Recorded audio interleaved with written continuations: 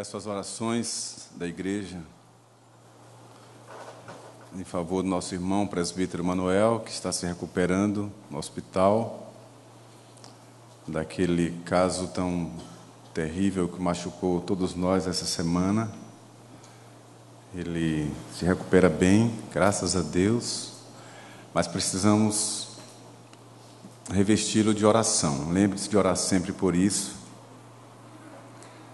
Lembre de orar também pela nossa irmã Estela, é mãe da nossa querida irmã Regina. Ela está em Santos e está passando por um momento delicado, precisa das nossas orações. Lembre-se de orar por isso. Quero pedir também a oração da igreja, desde já, em favor de um plano, de um projeto de evangelização que a Igreja Presbiteriana do Brasil tem feito já há algum tempo, que é através de cruzadas para impactar as cidades, especialmente as grandes cidades. E quem tem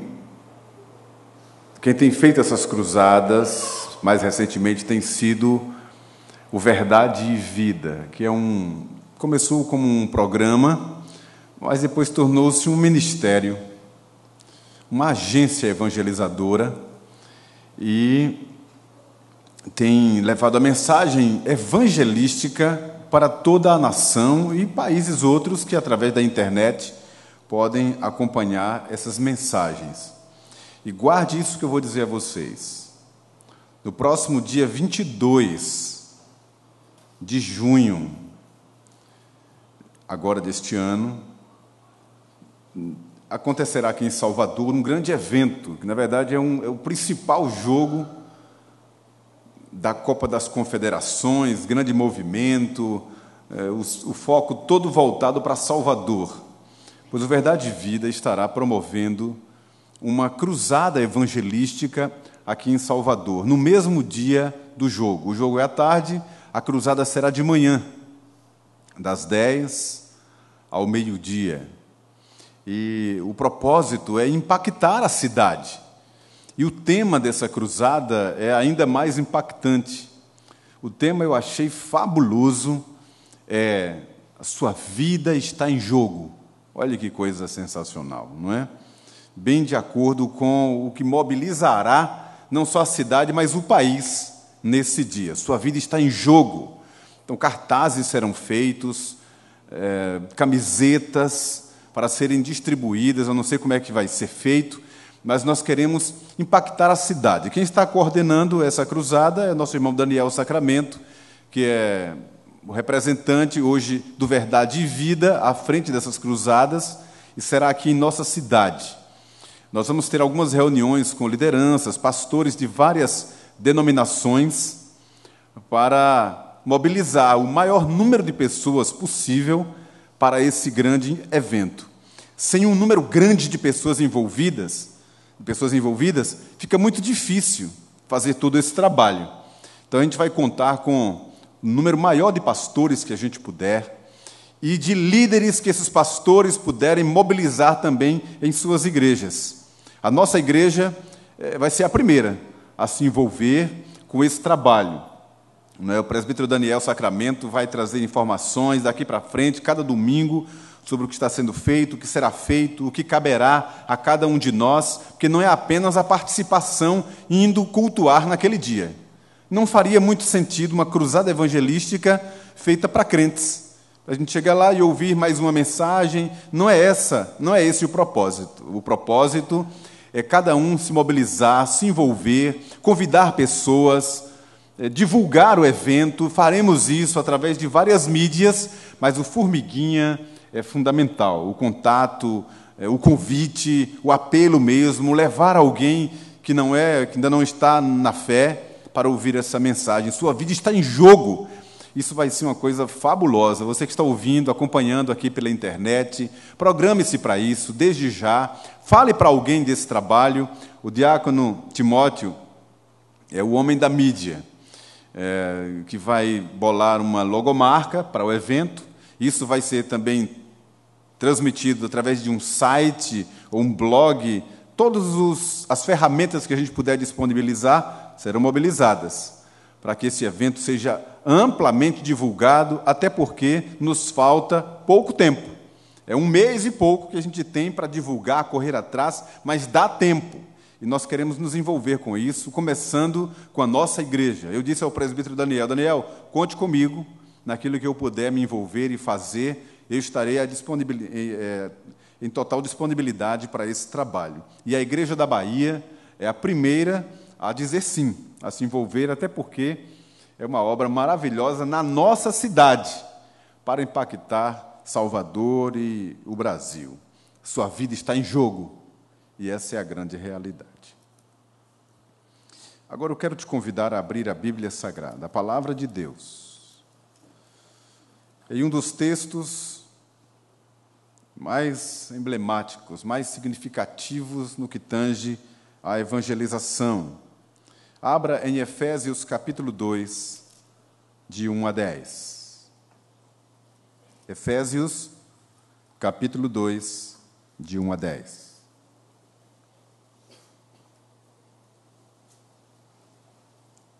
Antes que eu esqueça, mantenha a sua Bíblia aberta. Aliás, não é isso, não é antes que eu esqueça, não, porque eu estava esquecendo mesmo. E para não deixar passar, já que eu tinha esquecido,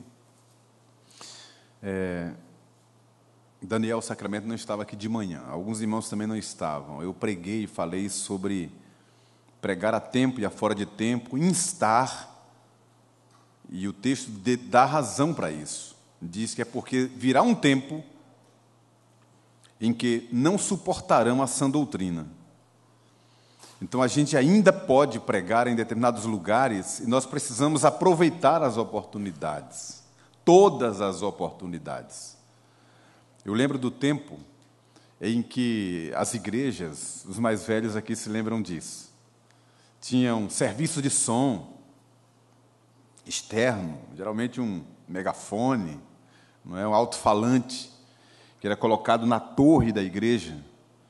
E antes dos cultos, meia hora antes, os zeladores, os responsáveis pelo culto, colocavam os discos para tocar, para chamar o povo. E colocava, deixa eu ver aqui, os Feliciano Amaral, porque não é do meu tempo, eu não estou me lembrando bem. Colocava aquelas músicas antigas, lindas, Oséias de Paula, o velhinho lá, outro, como é? Vocês já se lembraram, né? E tocavam aqueles hinos, e tocava bem alto. E hoje isso é impraticável. Hoje é impraticável. Qualquer movimento, qualquer som que possa perturbar o sono alheio, a comodidade alheia, já é motivo de processo, de qualquer outro tipo de problema. As coisas vão se fechando, as portas vão aos poucos se fechando. Ir à praça para pregar, como a gente sempre fez, hoje a gente tem que saber aonde vai, tem que pedir algumas licenças para instalar determinados equipamentos. É todo um trâmite, as coisas hoje são diferentes. E a gente tem que aproveitar as oportunidades que nos surgem. Efésios capítulo 2, de 1 a 10.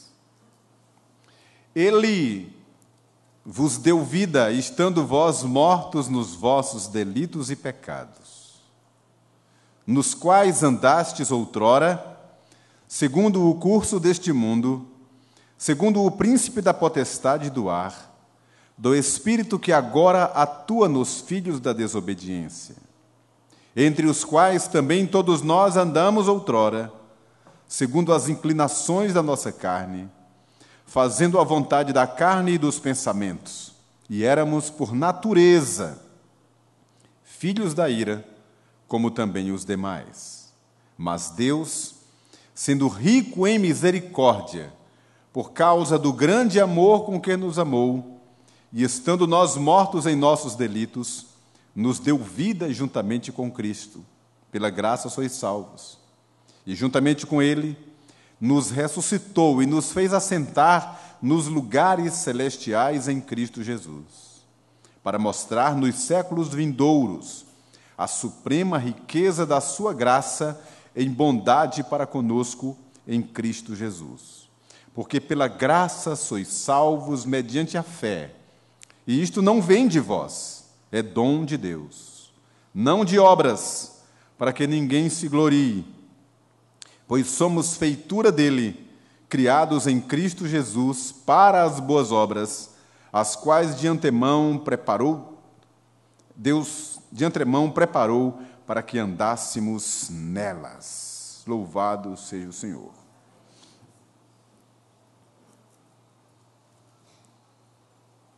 Eu quero lhes falar nesta noite, por alguns minutos, nos preparando, inclusive, para a celebração da Santa Ceia, sobre a doutrina bendita da graça, em oposição à depravação total do homem.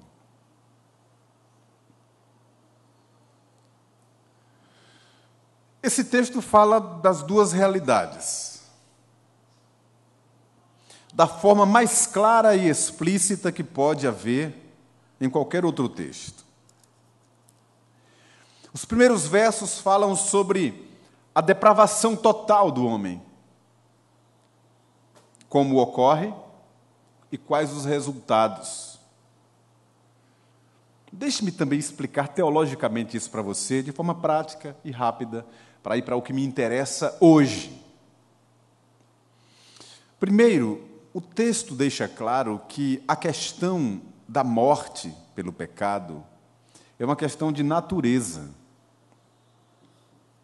Não é algo da vontade de quem nasce hoje, por exemplo, de uma escolha de quem nasce hoje, da nossa geração. Faz parte do pecado federal de Adão, que entrou na raça humana, de modo que a criança mais linda que pode nascer, mais bela, mais pura, no braço da sua mãe e do seu pai, completamente inocente das maldades do mundo presente. É um pecadorzinho lindo, meigo e dócil, porque a Bíblia diz, o salmista disse, em pecado me concebeu minha mãe. Todos que nascem debaixo do pecado. Somente Cristo pode quebrar a maldição do pecado, para qualquer um. Não é verdade que a criança, ao nascer, já nasce imaculada, isenta de culpa e de pecado. A culpa não está naquele que nasce, a culpa está na natureza humana. E todos que nascem, já nascem no pecado, inclinados ao pecado. Inclusive a Escritura diz que a estultícia e a maldade estão ligadas ao coração da criança. Ninguém precisa ensinar uma coisa errada a uma criança. Ela vai aprender por conta própria, inclusive da forma mais rápida possível, porque é a inclinação natural do ser humano. E o texto diz aqui, e éramos por natureza filhos da ira. Eu tenho uma questão de natureza. Segundo aspecto, sobre a depravação total. Não excluiu ninguém. Ninguém. O apóstolo, ao argumentar sobre isso, ele diz, e éramos filhos da ira, como também os demais. Ninguém ficou de fora. Todos pecaram, destituídos estavam da glória de Deus. Todos. Ninguém ficou de fora. E ninguém pode ficar dentro, senão por uma ação soberana de Deus, que é o que vamos ver já já. Sem essa ação, todos estão do lado de fora. Todos estão condenados. Não há escapatória, não há saída, não há outras formas de se escapar da ira vindoura. Todos pecaram e todos estavam debaixo da ira de Deus. Aqui, ó. Ele vos deu vida estando vós mortos nos vossos delitos e pecados, nos quais andastes outrora, segundo essas coisas, curso deste mundo, príncipe da potestade do ar, do espírito que agora atua nos filhos da desobediência, entre os quais também todos nós andamos outrora. Então, em segundo lugar, ninguém ficou de fora. Nem os bonzinhos, nem os de maldade explícita, todos. Todos. Terceiro aspecto. No pecado de Adão, que é a depravação total do homem, não houve uma piora no gênero humano, um defeito no gênero humano, uma distorção. Não. Houve uma morte. É assim que a Bíblia descreve todo aquele que vive no pecado, está debaixo do pecado, sem a ação salvadora da graça, está morto dos seus delitos e pecados. E é aí que entra a doutrina da graça, de que vou falar daqui para diante, que não pode ser explicada por recursos humanos, pela compreensão humana natural, porque não faz sentido. O arminianismo, doutrina de Armínio ou Armínios, que enfatiza a responsabilidade humana em contraste com a soberania de Deus, e que diz que o homem pecou, é fato, Deus providenciou e apontou o caminho, mas depende do homem escolher esse caminho ou não. É a responsabilidade humana.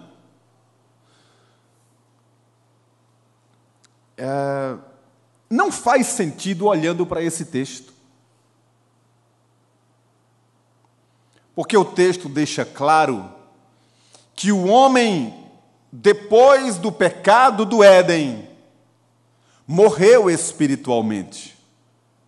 O texto diz: Ele vos deu vida, estando vós mortos nos vossos delitos e pecado, entre os quais todos nós andamos outrora. Todos estavam mortos.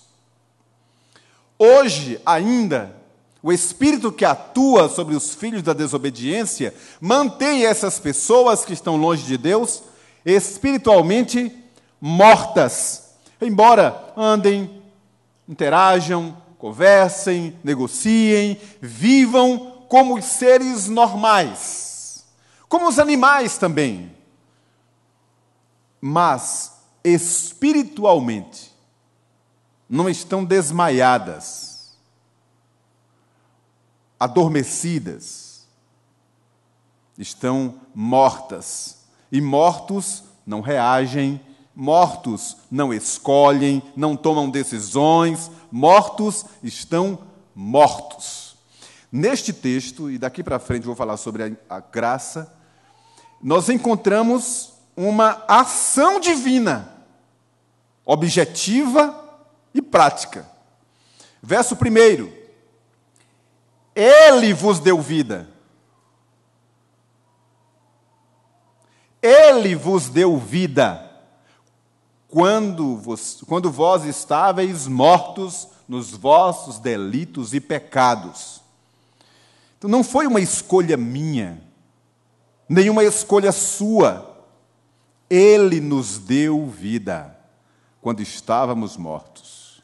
E você pode declarar isso para você mesmo. Ele me deu vida quando eu estava morto. Foi Deus quem veio ao nosso encontro e não o contrário. O próprio apóstolo, escrevendo aos Romanos, diz que todos se desviaram a uma, não há um só que busque a Deus, porque todos pecaram e ficaram distantes da glória de Deus. Então, verso 1, Deus vem ao nosso encontro. Verso 4, mas Deus, sendo rico em misericórdia e por causa do grande amor com que nos amou, e estando nós mortos em nossos delitos, nos deu vida juntamente com Cristo. Mais uma vez, a ênfase de que a ação é de Deus e não do homem. Falando sobre a graça, o primeiro aspecto que eu quero destacar. Vejam o verso de número 7 e 8. Versos 7 e 8. Para mostrar nos séculos vindouros a suprema riqueza da sua graça, em bondade para conosco, em Cristo Jesus. Porque pela graça sois salvos mediante a fé, e isto não vem de vós, é dom de Deus. Duas coisas eu quero destacar, quero toda a sua atenção. Notem que o apóstolo Paulo é estrategista. Tudo que ele escreve, as vírgulas, as frases bem elaboradas, têm um sentido. Ele é muito esperto, Deus usou muito esse irmão. Todo esse amor de Deus para conosco, e tudo o que Ele fez em grandeza de misericórdia, não foi diretamente para mim, foi por mim, mas através de Jesus.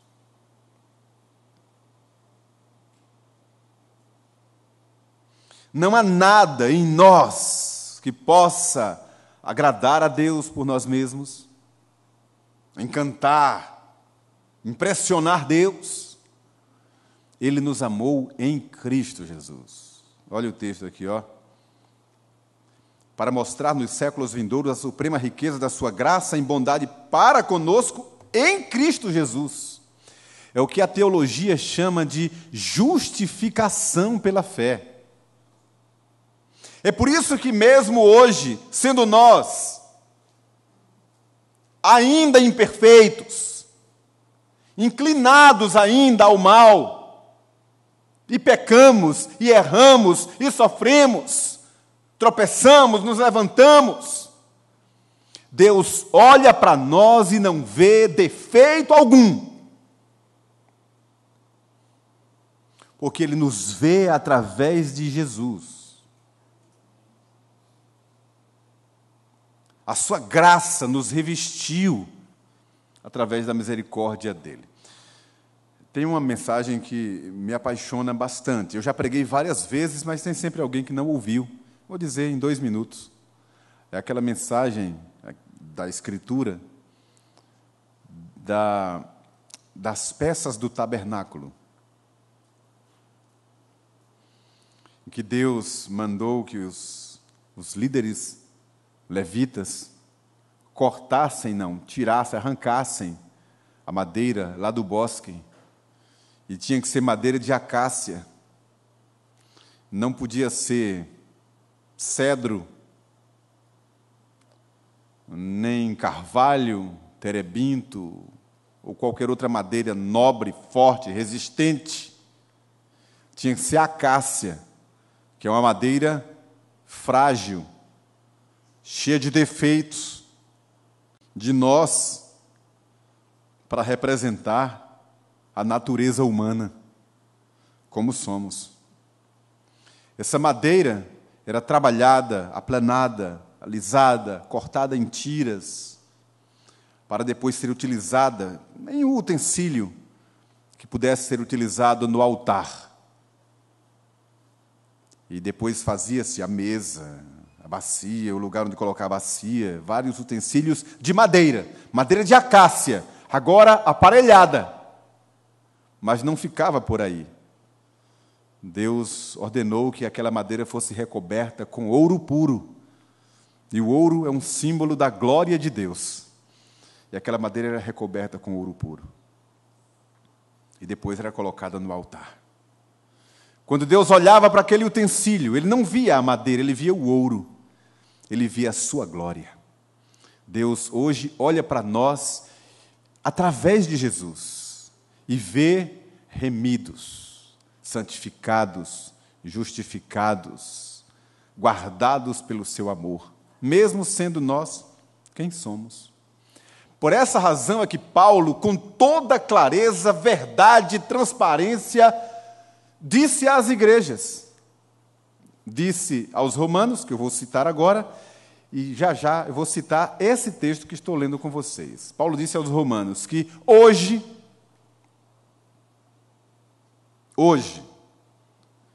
já nenhuma condenação há para quem está em Cristo. Então, notem que é em Cristo, nenhuma condenação. Porque nada poderá nos separar do amor de Deus que está em Cristo Jesus. É por causa dele que nós estamos aqui. E por causa de Jesus é que eu vou tomar a Santa Ceia, confiantemente, porque nada pode me separar desse amor, porque eu estou em Cristo. Esse texto nos diz uma coisa também muito grave. Paulo afirma com clareza, com verdade e com contundência. Veja o que é que ele diz aqui, verso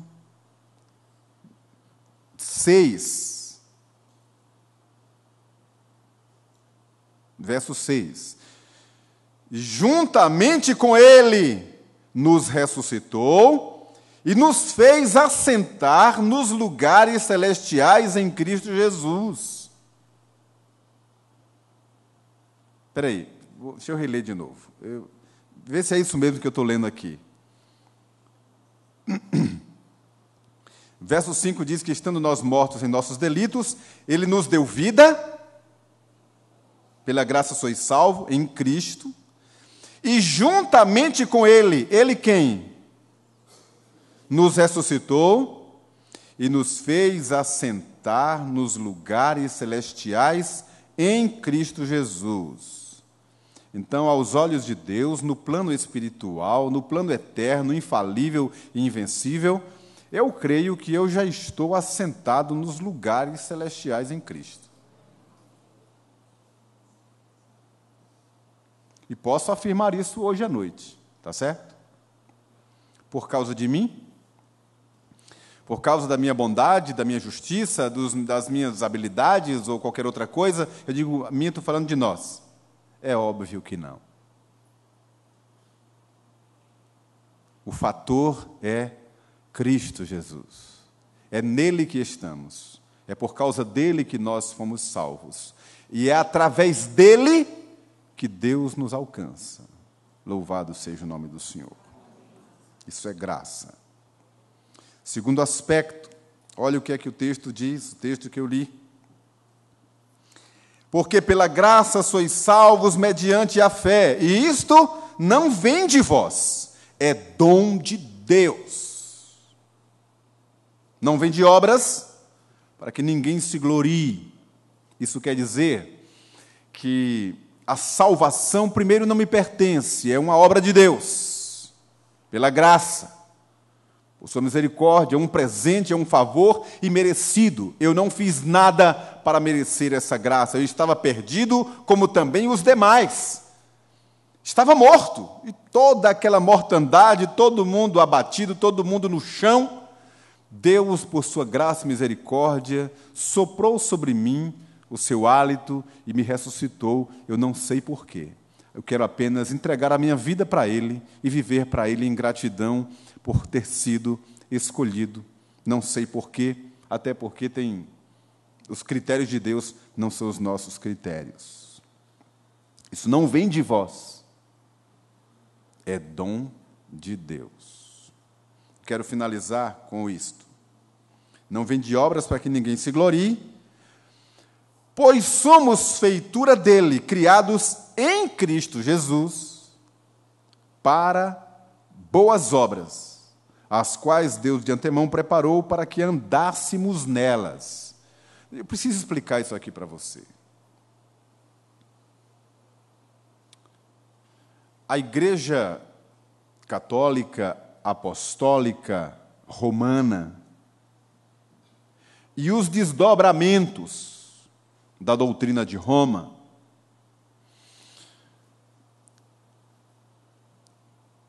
faz ou fazem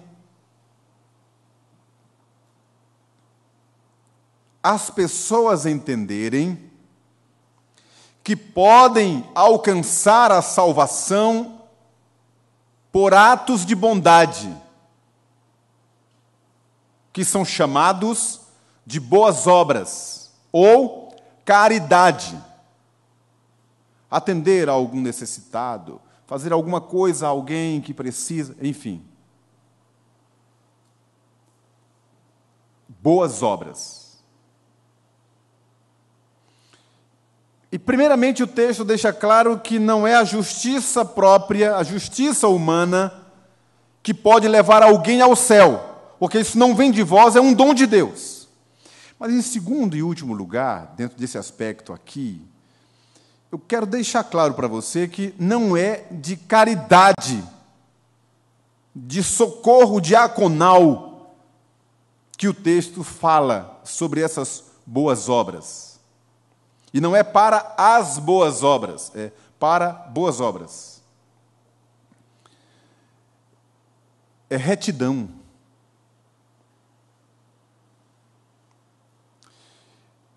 É uma vida correta. É andar no caminho correto. É testemunhar de Deus na caminhada. Não é dar coisas às pessoas.